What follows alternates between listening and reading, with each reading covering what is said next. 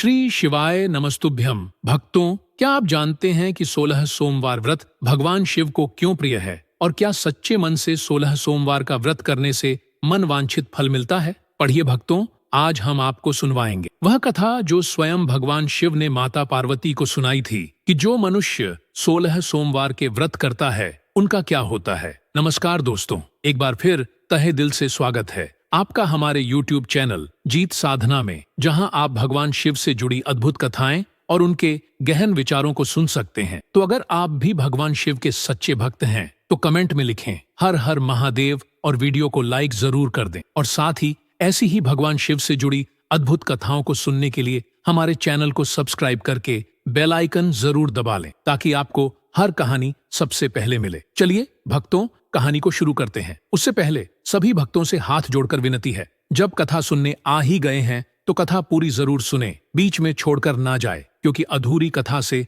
अधूरा ज्ञान प्राप्त होता है और अधूरा ज्ञान विष के समान होता है। तो चलिए अब शुरू करते हैं वो पवित्र कथा कैलाश पर्वत की चोटी पर, जहां बर्फीली हवाएं और शिव की तपस्या का सन्नाटा एक दूसरे से बातें करते हैं। माता पार्वती अपने प्रिय भगवान शिव के पास बैठी थी। उनकी आंखों में जिज्ञासा थी और मन में एक प्रश्न। उन्होंने हाथ जोड़कर भोलेनाथ से पूछा, हे महादेव, आप तो भक्तों के दुखहर्ता हैं, सृष्टि के रचयिता हैं। मैंने सुना है कि जो मनुष्य 16 सोमवार का व्रत करता है उसका जीवन बदल जाता है। यह व्रत आपको इतना प्रिय क्यों है और क्या सचमुच इससे मनवांछित फल मिलता है? कृपया मुझे बताइए। प्रभु भगवान शिव मुस्कुराए। उनकी जटाओं से गंगा की धारा झर रही थी और माथे पर चंद्रमा चमक रहा था। उन्होंने कहा, हे पार्वती, तुम्हारा प्रश्न सटीक है। सोमवार का व्रत मेरे हृदय के करीब है, क्योंकि यह भक्ति, श्रद्धा और संकल्प का प्रतीक है। जो मनुष्य सच्चे मन से यह व्रत करता है उसे न केवल सांसारिक सुख मिलता है बल्कि उसकी आत्मा भी शुद्ध होती। सुनो, मैं तुम्हें एक कथा सुनाता हूँ जो इस सवाल का जवाब देगी। हे पार्वती, कथा को पूरा सुनना, क्योंकि यह कथा सुनने मात्र से ही भक्तों को उनका मनचाहा फल मिल जाएगा। माता पार्वती ने उत्सुकता से सिर झुकाया और भगवान शिव ने कथा शुरू की। कथा है एक छोटे से गांव सूरजपुर की, जो गंगा के किनारे बसा था। वहां एक गरीब परिवार रहता था। साधना, उसका पति रमेश और उनके 2 बच्चे राहुल और रानी। साधना का जीवन कभी सुखमय था, लेकिन अब वह दुखों के सागर में डूबा हुआ था। रमेश एक छोटी सी फैक्ट्री में काम करता था, लेकिन जब फैक्ट्री बंद हुई तो परिवार की कमाई का एकमात्र स्रोत छीन गया। रमेश रोज सुबह काम की तलाश में निकलता, लेकिन हर बार खाली हाथ लौटता। साधना पड़ोसियों से उधार मांगकर बच्चों की स्कूल फीस और घर का खर्च चलाती, लेकिन अब लोग भी मदद करने से कतराने लगे थे। एक रात जब बच्चे भूखे सो गए, साधना रसोई में अकेले बैठकर रो रही थी। उसने रमेश से कहा, क्या हमारा जीवन अब बस यही है? भूख, कर्ज और निराशा। क्या भगवान हमें भूल गए हैं? रमेश ने उदास स्वर में जवाब दिया, साधना, मैं हर दिन कोशिश करता हूँ, लेकिन शायद हमारा भाग्य ही ऐसा है। साधना ने आंसू पोंछे और दृढ़ता से कहा, नहीं रमेश, मेरी माँ कहती थी कि भगवान शिव कभी अपने भक्तों को अकेला नहीं छोड़ते। मैं कल मंदिर जाऊंगी। अगली सुबह साधना बच्चों को लेकर गांव के पुराने शिव मंदिर पहुंची। मंदिर के बाहर एक पीपल का पेड़ था, जिसके नीचे एक साधु बाबा बैठे थे। उनकी जटाएं लंबी थीं, माथे पर भूत चमक रही थी और आंखों में ऐसी शांति थी मानो सारी सृष्टि का ज्ञान उनके पास हो। गांव वाले उनके पास आशीर्वाद लेने आ रहे थे। साधना ने बच्चों के साथ उनके सामने सिर झुकाया। साधु बाबा ने उसे देखा और कहा, बेटी, तेरे चेहरे पर दुख की गहरी छाया है, लेकिन यह स्थायी नहीं है। तेरा भाग्य बदलने वाला है। साधना की आंखें भर आई। उसने कांपती आवाज में कहा, बाबा, मेरे पास कुछ नहीं बचा। मेरे बच्चे भूखे हैं, मेरे पति निराश हैं, मैं क्या करूं? साधु बाबा ने मुस्कुराकर कहा, बेटी, भगवान शिव का दरबार हर उस भक्त के लिए खुला है जो सच्चे मन से पुकारता है। तू 16 सोमवार का व्रत कर, श्रद्धा और नियम से कर, शिव स्वयं तेरे घर आएंगे। साधना को जैसे जीवन में पहली बार उम्मीद की किरण दिखी। उसने उसी पल संकल्प लिया कि वह 16 सोमवार का व्रत करेगी। अगला सोमवार आया। साधना ब्रह्म मुहूर्त में उठी। उसने घर के छोटे से आंगन को पानी से धोया, मिट्टी से रंगोली बनाई और अपनी सबसे साफ सफेद साड़ी पहनी। घर में शिवलिंग नहीं था तो उसने मिट्टी से एक छोटा सा शिवलिंग बनाया। पास के तालाब से जल लाई और पड़ोस से कुछ बेलपत्र मांगे। उसने शिवलिंग का अभिषेक किया, पहले जल, फिर दूध, फिर शहद, जो उसने पड़ोस की मालती भाभी से उधार लिया था। हर बेलपत्र पर उसने ओम नमः शिवाय लिखा और चढ़ाया। दिन भर उसने केवल फल खाए और शाम को दीप जलाकर शिव चालीसा का पाठ किया। रमेश ने उसे देखा और तंज कसते हुए कहा, साधना, यह सब करने से क्या होगा? भगवान बड़े बड़े लोगों की सुनते हैं, हमारे जैसे गरीबों की थोड़े ही। साधना ने शांत स्वर में जवाब दिया, रमेश, मुझे साधु बाबा पर विश्वास है और शिव पर तो मेरा पूरा भरोसा है। पहले 3 सोमवार बीत गए, कुछ खास नहीं हुआ। रमेश का मन और भारी हो गया। वह साधना से कहने लगा, देखा, मैंने कहा था यह सब बेकार है। लेकिन साधना ने हार नहीं मानी। चौथे सोमवार की शाम को एक चमत्कार हुआ। गांव के पास के कस्बे से एक आदमी आया। उसने रमेश को बुलाया और कहा, हमारे गोदाम में एक मजदूर की जरूरत है। काम छोटा है लेकिन मेहनत करने वालों को मौका मिलेगा। क्या तुम आ सकते हो? रमेश को जैसे विश्वास ही ना हुआ। उसने तुरंत हामी भरी। अगले दिन वह काम पर गया। भले ही तनख्वाह कम थी, लेकिन यह परिवार के लिए एक नई शुरुआत थी। छठे सोमवार को एक और चमत्कार हुआ। राहुल, जो कई महीनों से खांसी और बुखार से पीड़ित था, अचानक बेहतर होने लगा। गांव के वैद्य ने कहा, यह तो चमत्कार है। ऐसा लगता है जैसे कोई दैवीय शक्ति ने इसे छुआ हो। साधना की आंखें भर आई। उसने मंदिर जाकर शिवलिंग के सामने सिर झुकाया और कहा, हे भोलेनाथ, आपने मेरी पुकार सुन ली। साधना ने पूरे 16 सोमवार का व्रत पूरी श्रद्धा और नियम से किया। हर सोमवार के साथ उसके जीवन में बदलाव आता गया। 8वें सोमवार को रानी को स्कूल से छात्रवृत्ति मिली। 11वें सोमवार को रमेश को गोदाम में स्थायी नौकरी मिल गई और 16वें सोमवार को एक ऐसी घटना हुई जिसने पूरे गांव को हैरान कर दिया। उस दिन सरकार की एक योजना के तहत गांव में बिजली आई। साधना के घर में पहली बार बल्ब जला।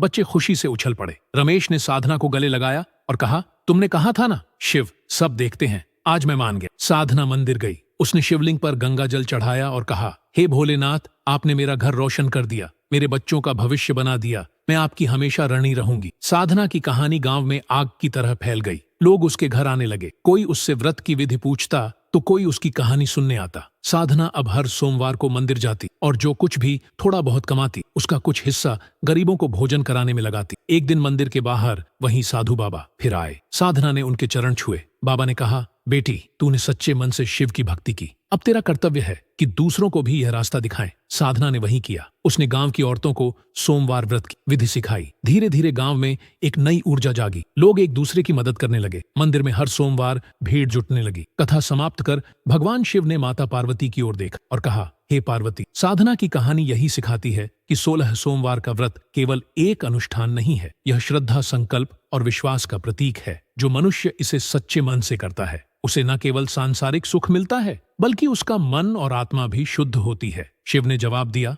हर मनुष्य को नहीं, बल्कि उसे करना चाहिए। जो अपने जीवन में अंधकार देख रहा हो, जो मार्ग भटक गया हो या जो मेरे करीब आना चाहता हो, यह व्रत मेरे भक्तों के लिए कोई एक सेतु है जो उन्हें मुझ तक लाता है। शिव ने माता पार्वती को व्रत की विधि बताई। हे पार्वती, जो मनुष्य मेरे लिए सोमवार का व्रत करना चाहे, उसे यह विधि अपनानी चाहिए। सुबह की तैयारी, ब्रह्म मुहूर्त में उठे, स्नान करें और शुद्ध सफेद वस्त्र पहने। पूजा की व्यवस्था, घर में एक छोटा सा शिव मंदिर बना। मिट्टी का शिवलिंग या मेरी तस्वीर रखें। अभिषेक जल, गंगा जल, दूध, शहद और दही से मेरा अभिषेक करें। बेलपत्र, हर बेलपत्र पर ओम नमः शिवाय लिखें और चढ़ाएं। आग, धतूरा और सफेद फूल भी अर्पित। जाप 108 बार ओम नमः शिवाय का जाप करें। रुद्राक्ष की माला का उपयोग करें। व्रत दिन भर फलाहार करें। अगर स्वास्थ्य अनुमति दे तो निर्जल व्रत करें। संध्या पूजा, शाम को दीप जलाएं, शिव चालीसा पढ़ें और आरती करें। संकल्प, कम से कम 16 सोमवार तक यह व्रत करें। शिव ने माता पार्वती से कहा, हे पार्वती, साधना की तरह हर वह मनुष्य जो मेरे प्रति सच्ची श्रद्धा रखता है, उसे मैं कभी निराश नहीं करता। यह व्रत मेरे भक्तों को मेरे करीब लाता है। यह उनके मन को शांति देता है, उनके दुखों को हरता है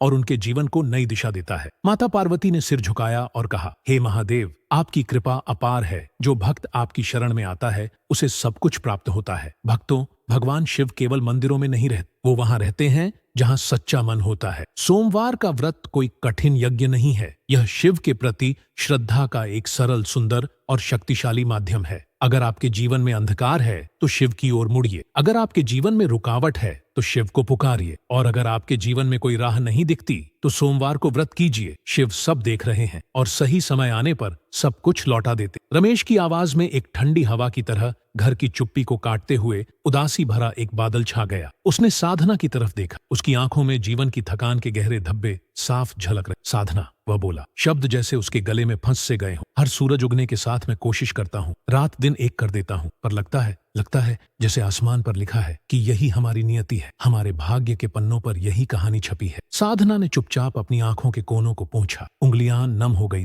पर फिर उसने सिर उठाया। उसकी आवाज में एक ऐसी मजबूती थी जो पत्थरों को भी दरार दे सकती थी। नहीं रमेश, नहीं, उसने दृढ़ता से कहा। माँ हमेशा कहा करती थीं, भोले बाबा जिनकी जटाओं में चंद्रमा विराजता है, वे कभी अपने सच्चे भक्तों को अकेले नहीं छोड़ते। वे तो बाढ़ में तिनके का सहारा भी बन जाते हैं। मैं कल सुबह सबसे पहले उन्हीं के दरबार में जाऊंगी। अगली सुबह सुबह की नर्म धूप में साधना अपने दोनों बच्चों राहुल और रानी का हाथ थामे गांव के उस पुराने शिव मंदिर की ओर चल पड़ी। समय ने मंदिर के पत्थरों पर अपनी कहानियां खोद रखी थी। मंदिर के प्रवेश द्वार पर एक विशाल पीपल का पेड़ खड़ा था, जिसकी जड़ें जमीन में गहरे उतरती हुई जीवन की जटिलताओं सी लग। उसकी छाया में एक साधु विराजमान थे। उनकी जटाएं सफेद बर्फ की चादरों की तरह लंबी थीं। माथे पर चंदन का तिलक चांदनी की तरह चमक रहा था और आंखों में एक ऐसी गहन शांति थी मानो उन्होंने समय के समुद्र को पार कर लिया हो। सारे ब्रह्मांड का रहस्य उनकी पलकों के पीछे समाया। गांव के लोग एक एक कर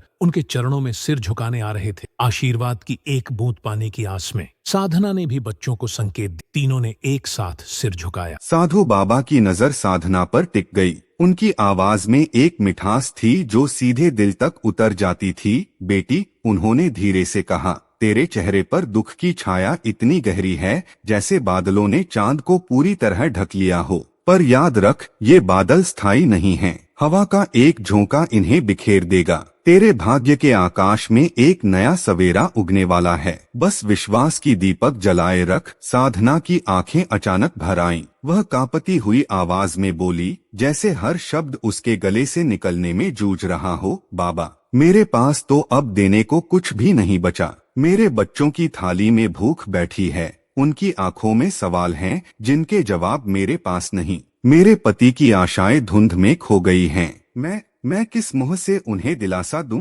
मैं क्या करूं, बाबा? मार्ग किधर है? साधु बाबा के होठों पर एक कोमल रहस्यमयी मुस्कान खिल गई। बेटी, उन्होंने कहा, जैसे कोई गूढ़ रहस्य बता रहे हो। भगवान शिव का दरबार सदा खुला रहता है, पर वहाँ प्रवेश पाने के लिए चाबी है सच्चा मन। जो भी सच्चे मन से पूरी श्रद्धा से उन्हें पुकारता है, उसकी आवाज अवश्य कैलाश पर्वत की चोटी तक पहुंचती है। तू 16 सोमवार का व्रत कर, नियम से, श्रद्धा से, एकाग्रता से, सिर्फ कर्मकांड नहीं, भावना से भरकर। अगर तेरा हृदय पिघलकर प्रार्थना बन जाए तो भोलेनाथ स्वयं तेरे घर के द्वार पर आ खड़े होंगे। यह शब्द साधना के अंधकार से भरे मन में एक ज्योतिस्तंभ की तरह उतर गए। जैसे सूखी धरा पर बरसात की पहली बूंद गिरी हो। उसकी आंखों में वर्षों बाद पहली बार उम्मीद की एक किरण चमकी। उसी क्षण उसने मन ही मन एक अडिग संकल्प लिया। वह इन 16 सोमवारों को अपनी तपस्या बनाएगी,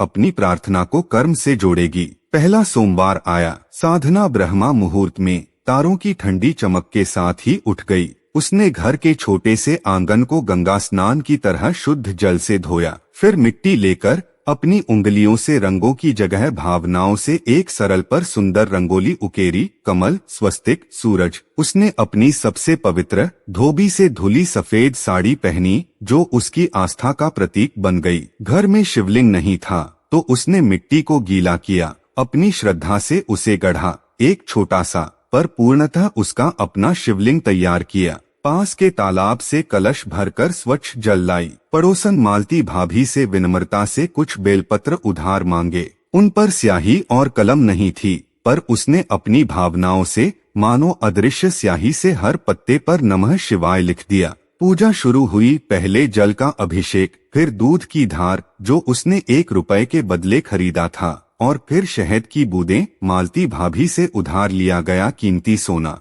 हर बेलपत्र उसने श्रद्धापूर्वक अर्पित किया। पूरा दिन उसने केवल फलाहार से गुजारा। शाम को एक छोटा सा दीपक जलाया जिसकी लौ ने छोटे से कमरे को भक्ति से भर दिया। उसने शिव चालीसा का पाठ किया। हर शब्द उसके हृदय से निकल रहा था। रमेश ने यह सब देखा। उसके चेहरे पर थकान और एक तरह का कड़वापन था। उसने व्यंग्य भरे स्वर में कहा, साधना, ये सब, ये मिट्टी पानी, ये पत्ते, इनसे क्या होगा? ऊपर वाला तो बड़े बड़े राजा महाराजाओं करोड़पतियों की सुनता है, हमारे जैसे गरीबों की फरियाद उस तक पहुँचेगी भी कैसे? ये तो बस समय की बर्बादी है। साधना ने शांत पर अटल विश्वास से भरी आवाज में जवाब दिया, रमेश, मेरा विश्वास उस साधु बाबा पर पूरा है और भोले बाबा पर। उन पर तो मेरा पूरा जीवन दांव पर लगा हुआ है। वे देख रहे हैं, पहला, दूसरा, तीसरा सोमवार बीत गए। बाहर से देखने पर कुछ खास नहीं हुआ। गरीबी का अंधेरा वैसे ही छाया हुआ था। रमेश का मन और भी भारी हो गया। उसने फिर कहा, देखा, मैंने कहा था ना, ये सब तो बेकार की कवायद है। भगवान के यहाँ हमारी सुनवाई नहीं होती। पर साधना की आंखों में विश्वास की लौ बुझी नहीं। उसने हार नहीं मानी। वह अपनी तपस्या में लगी रही। चौथे सोमवार की शाम को जब सूरज पेड़ों की टहनियों के पीछे छिप रहा था, पहला चमत्कार हुआ। गांव से सटे कस्बे से एक आदमी आया। उसने सीधे रमेश को ढूंढा और बोला, सुनो भाई, हमारे गोदाम में एक जगह खाली है। काम थोड़ा भारी है, मेहनत करनी पड़ेगी, पर जो ईमानदारी से काम करेगा उसे आगे बढ़ने का मौका भी मिलेगा। क्या तुम कल से आ सकते हो? रमेश को जैसे अपने कानों पर विश्वास नहीं हुआ। उसकी जुबान सूख गई। फिर एक झटके के साथ उसने हामी भर दी, जी हाँ, जरूर, मैं आ जाऊंगा। यद्यपि तनख्वाह बहुत कम थी, पर यह एक किरण थी अंधेरे में पहली खिड़की। परिवार के लिए एक नई शुरुआत का संकेत। छठे सोमवार को दूसरा चमत्कार घटा। राहुल, जो महीनों से एक जिद्दी खांसी और लगातार बुखार से जूझ रहा था, अचानक बेहतर होने लगा। उसकी आंखों में जीवन लौट आया। गालों पर हल्का रंग दिखाई देने लगा। गांव के वृद्ध वैद्य जी ने नब्ज देखकर आश्चर्य से कहा, यह तो एक तरह का चमत्कार ही है। ऐसा लगता है जैसे किसी दैवीय शक्ति ने स्पर्श कर दिया हो। साधना की आंखें फिर भर आईं, पर इस बार खुशी के आंसू थे। वह तुरंत मंदिर गई। शिवलिंग के सामने सिर झुकाते हुए उसके मन से शब्द फूटे, हे भोलेनाथ, आपने सुना, आपने मेरी पुकार सुन ली। मैं कैसे धन्यवाद दूं। साधना ने पूरे 16 सोमवार का व्रत अटूट श्रद्धा और कठोर नियम से पूरा किया। हर सोमवार सिर्फ एक दिन नहीं, उसकी आस्था की एक नई सीढ़ी बन गया, और हर सीढ़ी के साथ उसके जीवन की तस्वीर में रंग भरते गए। 8वें सोमवार को रानी को स्कूल से छात्रवृत्ति मिलने का पत्र आया। पढ़ाई का बोझ थोड़ा हल्का हुआ। 11वें सोमवार को रमेश को गोदाम में स्थायी नौकरी का प्रस्ताव मिला। भविष्य की चिंता कुछ कम हुई। और फिर 16वां सोमवार आया। उस दिन जो हुआ उसने पूरे गांव को चौंका दिया। सरकार की एक नई योजना के तहत गांव में बिजली के तार खींचे। शाम ढलते ही पूरा गांव रोशनी से जगमगा उठा। साधना के घर में भी पहली बार एक बल्ब जला। पीली रोशनी ने घर के कोनों में छिपे अंधेरे को भगा दिया। बच्चे खुशी से चीखते हुए उछलने लगे। रमेश की आंखों में भी एक अलग ही चमक थी। उसने साधना को देखा, फिर गले से लगा लिया। उसकी आवाज भर्राई हुई थी, तुमने कहा था ना, भोलेनाथ सब देखते हैं, सब कुछ देखते हैं। आज मैं पूरी तरह मान गया। मेरी गलती थी। साधना अगले ही पल मंदिर पहुंची। उसने शिवलिंग पर गंगाजल चढ़ाया। उसकी आंखों से आंसू बह रहे थे, पर चेहरे पर एक अद्भुत तेज था। वह बोली, हे भोलेनाथ, आपने सिर्फ मेरा घर ही नहीं रोशन किया, आपने मेरे बच्चों के भविष्य को उजालों से भर दिया। आपने हमारी नैया को किनारा दिखाया। मैं जन्म जन्म तक आपकी ऋणी रहूंगी। साधना की कहानी गांव में जंगल की आग की तरह फैल गई। लोग उसके घर आने लगे। कोई व्रत की सही विधि जानना चाहता, तो कोई उसके संघर्ष और आस्था की जीत की कहानी अपने कानों से सुनने। साधना अब हर सोमवार को मंदिर जाने लगी। जो कुछ भी थोड़ा बहुत वह कमा पाती, उसका एक हिस्सा वह गांव के गरीबों को भोजन कराने में लगाने लगी। शिव की कृपा को बांटना उसका नया धर्म बन गया। एक दिन मंदिर के बाहर वही साधु बाबा फिर प्रकट हुए। साधना ने भाव विभोर होकर उनके चरण छुए।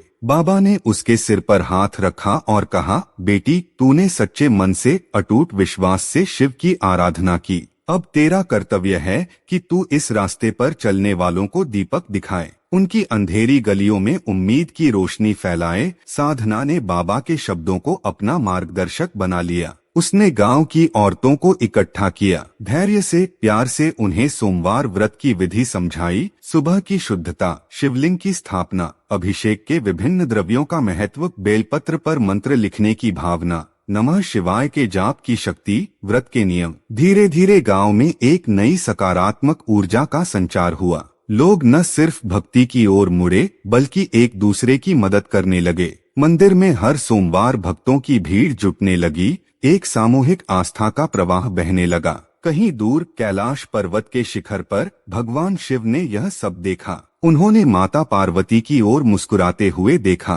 उनकी आवाज में गूंजती थी ब्रह्मांड की समझ। हे पार्वती, साधना की यह यात्रा एक जीवंत प्रमाण है। 16 सोमवार का व्रत केवल पूजा पाठ का एक चक्र नहीं है, यह तो श्रद्धा की अग्नि, संकल्प की शिला और विश्वास के अमृत का सम्मिलित प्रतीक है। जो मनुष्य इसे हृदय की गहराइयों से निष्कपट भाव से करता है, उसे न सिर्फ इस भौतिक संसार के सुख प्राप्त होते हैं, बल्कि उसके मन का सारा मैल धुल जाता है, आत्मा की गहराइयां स्वच्छ हो जाती हैं, जैसे गंगा के पवित्र जल से स्नान कर लिया हो। माता पार्वती ने पूछा, प्रेम और जिज्ञासा से भरी, क्या यह व्रत हर मनुष्य के लिए है? प्रभु शिव ने कहा, उनका स्वर दिव्य माधुर्य से भरा, नहीं हे पार्वती, सभी के लिए अनिवार्य तो नहीं, पर यह उसके लिए अवश्य है जिसके जीवन में अंधकार ने डेरा डाला हो, जो राह भटककर निराशा के जंगल में खो गया हो, या जो मेरे शरणागत होने की गहरी इच्छा रखता हो। यह व्रत मेरे भक्तों के लिए एक पुल है, एक सशक्त सेतु जो उनकी भक्ति की नदी को मेरी कृपा के सागर से जोड़ता है। यह उनके मन को ऐसी शांति देता है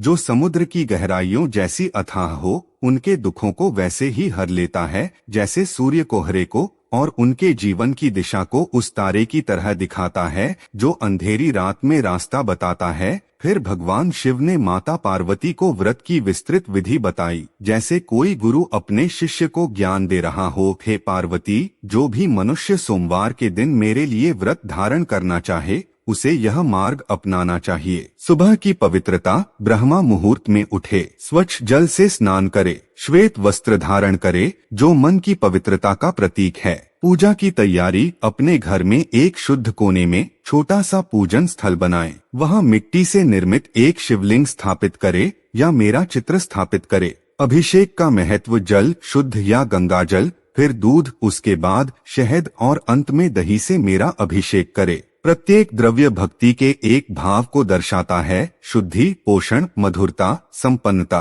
बेलपत्र का भाव, प्रत्येक बेलपत्र पर मन ही मन नमः शिवाय लिखकर पूरी श्रद्धा से मुझे अर्पित करे। धतूरे के फूल और श्वेत पुष्प भी अर्पित करे। मंत्र जाप की शक्ति, रुद्राक्ष की माला लेकर एकाग्रचित्त होकर नमः शिवाय मंत्र का 108 बार जाप करे। हर मंत्र भक्ति की एक सीढ़ी है। व्रत का नियम, दिन भर केवल फलाहार ग्रहण करे। यदि शरीर और इच्छा शक्ति अनुमति दे तो निर्जल व्रत का भी पालन करे। संध्या आराधना, सूर्यास्त के समय घी का दीपक प्रज्वलित करे, शिव चालीसा का पाठ करे और शिव आरती उतारे। संकल्प की दृढ़ता, इस व्रत को कम से कम 16 सोमवार तक निरंतर करने का दृढ़ संकल्प ले। निरंतरता ही सफलता की कुंजी है। शिव ने अंत में कहा, उनकी आवाज में अपार करुणा और सामर्थ्य थी।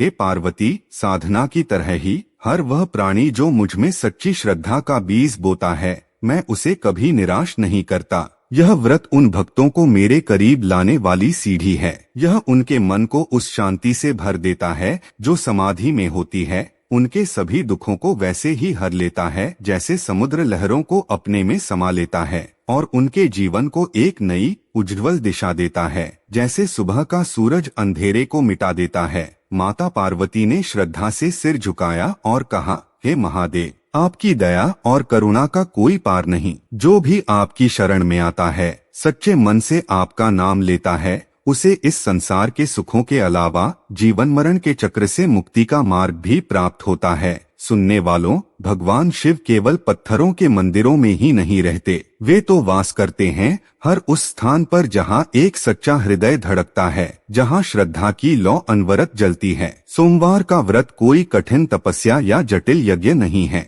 यह तो शिव के प्रति अपने प्रेम और आस्था को व्यक्त करने का एक सरल, सुंदर किंतु अत्यंत शक्तिशाली माध्यम है। अगर तुम्हारे जीवन के आकाश में अंधकार के बादल छाए हों, तो मुड़ो उस दिशा में जहां भोलेनाथ का प्रकाश है। अगर तुम्हारे मार्ग में अवरोधों के पहाड़ खड़े हों, तो पुकारो उस शक्ति को जो पहाड़ों को भी धारण करती है। और अगर तुम्हें जीवन की दिशा सूझ नहीं रही, राहें सब अंधियारी लग रही हों, तो प्रारंभ करो सोमवार के व्रत का सफर। विश्वास रखो, भोलेनाथ सब देख रहे हैं। वे हर आंसू को जानते हैं, हर दर्द को पहचानते हैं, हर सच्ची प्रार्थना को सुनते हैं। और जब समय आता है, जब भक्त का हृदय पूरी तरह तैयार हो जाता है, वे सब कुछ लौटा देते हैं। उम्मीद, सुख, शांति, प्रकाश। हर हर महादेव।